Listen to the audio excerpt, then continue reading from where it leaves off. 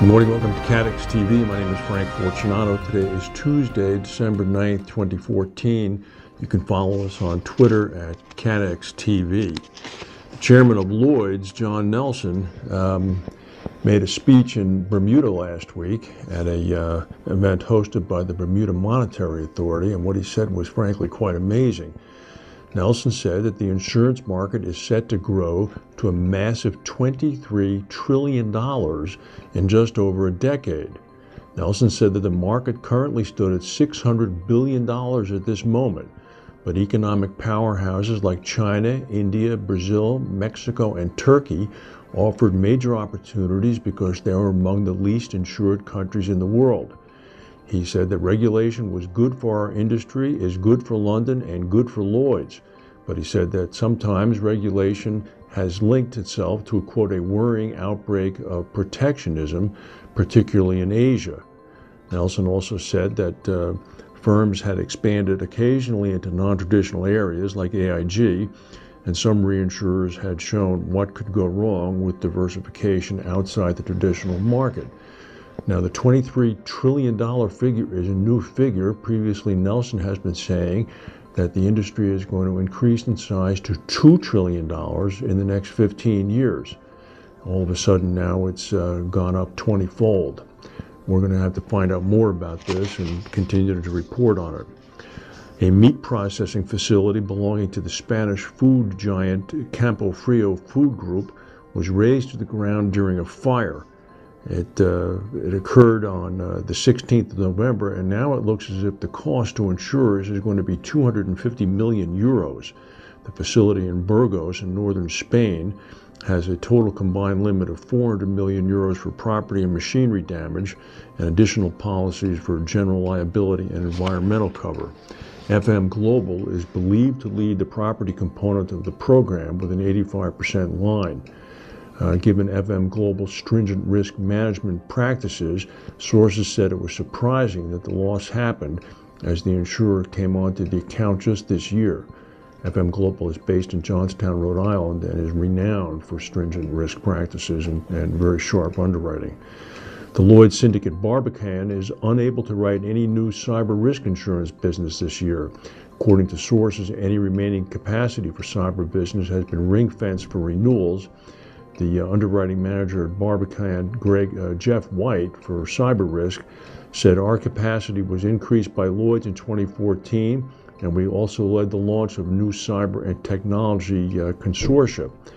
Industry sources say that cyber's capacity at Barbican was increased by 350% over the last 2 years. So this is a hot product right now, and with ACE recently announcing they were pulling out of the cyber market, Barbican remained one of the few places where people could buy coverage. That spectacular fire in Los Angeles yesterday at the Da Vinci apartment complex, which was under construction by the 101 freeway, that has caused at least $10 million in damage, might have been arson. Federal and local investigators are looking at it right now.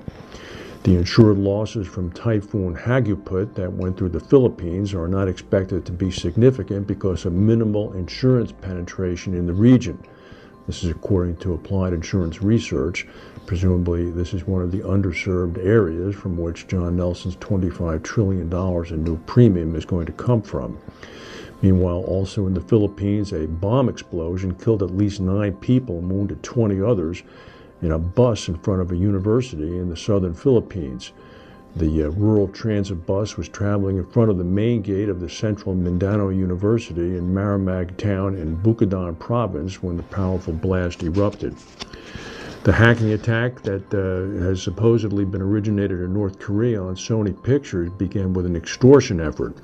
An email was sent to the Sony Pictures heads asking for money to be paid, not disclosed how much money yet, but money to be paid in order for the perpetrators to avoid the release of the information that they did release. The message said, "We've already warned you, and this is just the beginning." The malware software was then used to break into Sony's computers and steal data before erasing thousands of sensitive documents from the company's hard drive. Yesterday morning, a private plane, an Embraer twin-engine jet, crashed into a suburban neighborhood of Washington, D.C. in Gaithersburg, Maryland, and killed 3 people on the ground and 3 people on the jet.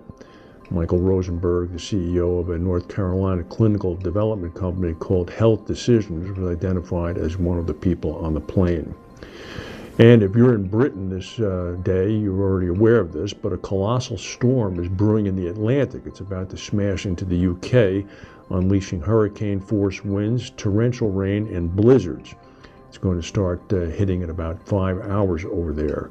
The deepest and most powerful low-pressure system for a century is currently heading toward the west coast, where 50-foot waves are expected.